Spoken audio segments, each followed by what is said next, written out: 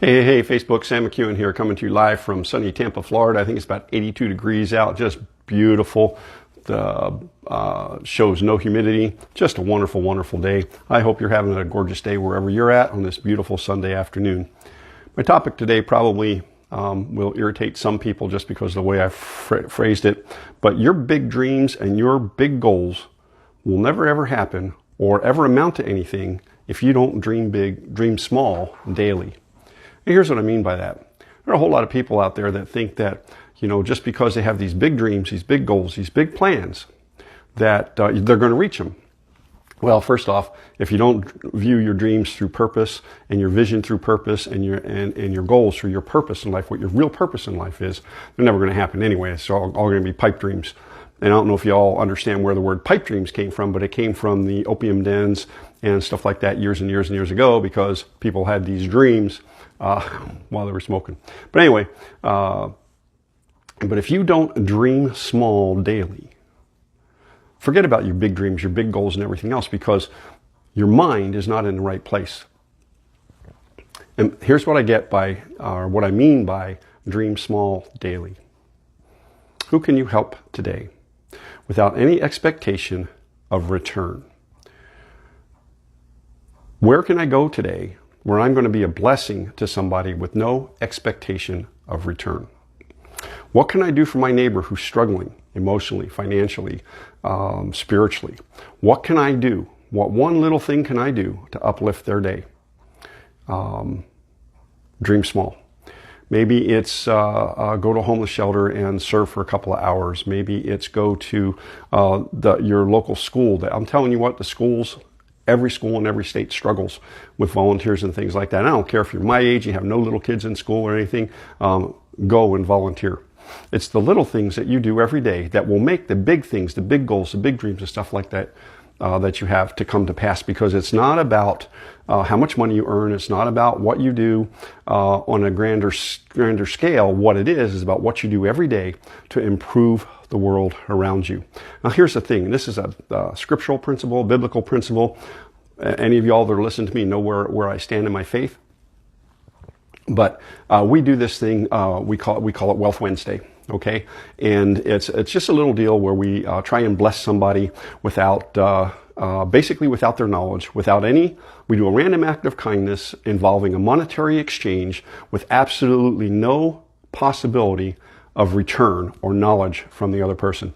Okay, now we do that more often than Wednesday, but Wednesday is just a focus that I try and put out there. It's easy to remember, Wealth Wednesday, and it all kind of goes together.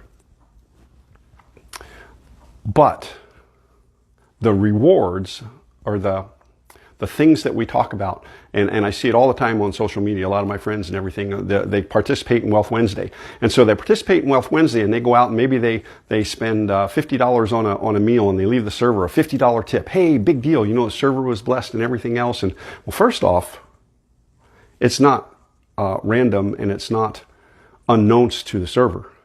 They have your credit card. They have your name. They know who you are. Okay, so it's not really totally random. I'm not saying not to do that, but the thing is that when you take a picture of it and you post it on social media, or you brag to your friends about it, or whatever, that's your reward. That's the sum total of your reward. When you take and you put the little things that God has laid on your heart, that you've been prompted to do, and whatever your faith belief is, you've been prompted to do something good, a random act of kindness for a stranger without any hope of return to yourself, and then you brag about it, and somebody says, oh, that's neat. Oh, that's pretty cool. Or you post it on social media and you get all these likes and like and all that kind of good stuff. That's your reward. That is the sum total of your reward. Now, some of y'all, that's what you want. You want to get 1 million likes because you think it helps you on Facebook. Well, first off, a like doesn't help you at all on Facebook. Okay, it really doesn't. You need something above the like. Facebook doesn't even hardly recognize a like. Okay, so when you do that random act of kindness, or you do something nice for a stranger or for your neighbor or a family member that you haven't seen or talked to in a while, and you make that connection and you get reestablished and you get things going again, those little tiny things, you thank God for them, you praise God for them, and you move on and expect nothing in return. I don't know about y'all, but the rewards here on heaven or on earth are nothing like the rewards that are waiting for me in heaven. And that's how I believe, and that's how I act each and every day. My random acts of kindness stack up. I can't even remember what all I did last week because it's irrelevant to me. I did them because that's what I was instructed to do. Those are the things that I was prompted to do by the Holy Spirit. And I did those without any expectation of return. And God takes care of the rest of it. My personal opinion, okay? I know I have some really great friends who work with a lot of charities. And there's some good charities out there. And there's some folks that work out there. But they're constantly posting about how much money they raised, what they did, all the things that they did to improve somebody else's lot in life. That's not what it's all about, folks. The rewards, if you're searching for the reward here on earth, you'll get some. You'll get a lot of pats on the back. You may even generate some income. You may even get some people to start to follow you or to buy your products or do whatever.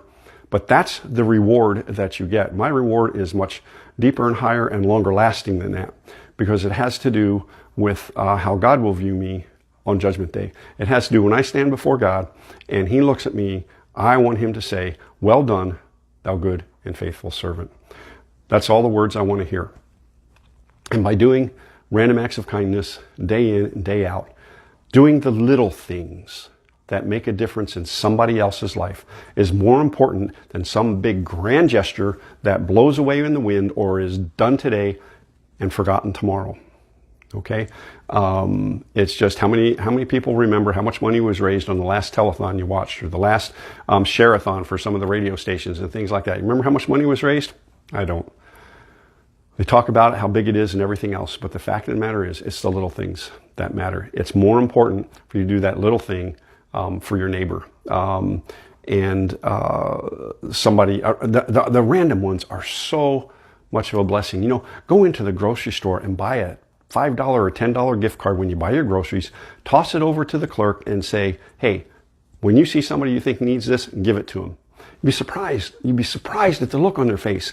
And here's the thing. It's a double blessing. Number one, they have no idea who you are and who left that card for them. Number two, that clerk gets to bless somebody. Come on now. It's what it's all about, is passing on the good things that God has done for us and is doing for us.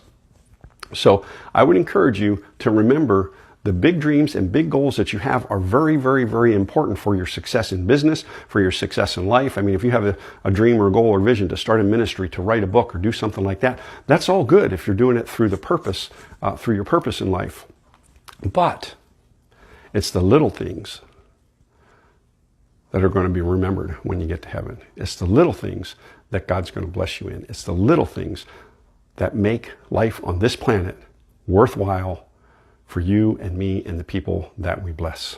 So, and I'm going to move on from these random acts of kindness and things like that. I want to talk to you a little bit about financial impact of a debt-free society. Right now, almost 8 out of 10 of you who are listening to this are living from paycheck to paycheck. You don't know where the next meal is going to come from. Actually, payday for a lot of you was on Friday, and you've already got next Friday or the following Friday's paycheck spent. I've been there. I've done that. I understand what it's all about. Here's the thing. You got to get out of that. You got to break the cycle.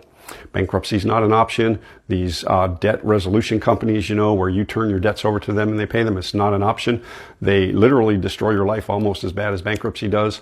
And they do things that you could actually do yourself, and then you just pay them more money. So what you really need to learn how to do is to learn how to budget. I'm having a deal in March. I call it March Madness, mainly because that's a phrase that everybody's going to be familiar with. But I have a sale going on my 9-month coaching program for financial freedom. So if you are interested in learning how to budget and get to a place where you're financially free, financially independent, then private message me the words March Madness, and I will get back to you. And I'll do it in private message, please, March Madness. Private message, and that doesn't let the whole world out there know that you're asking for help. The number one reason that people will not ask for help in their finances is they're embarrassed, the shame factor. And so they will continue to struggle and struggle and struggle and struggle because they won't ask for help. And then when they do ask for help, they won't figure out a way to pay for the help, or they won't figure out a way to go forward because it's going to be too much work, and they just continue to struggle, and that shame and that it just builds. It just builds, and it gets worse and worse and worse. So once again, if you would like some help and some coaching in your finances, private message me the words March Madness, and I'll get back to you with my special. It's a 9-month intensive coaching program, and I can definitely help you get to the financial goals that you are looking for. This has been Sam McEwen coming to you live from Tampa, Florida. Thanks for watching. Live intentionally and be blessed.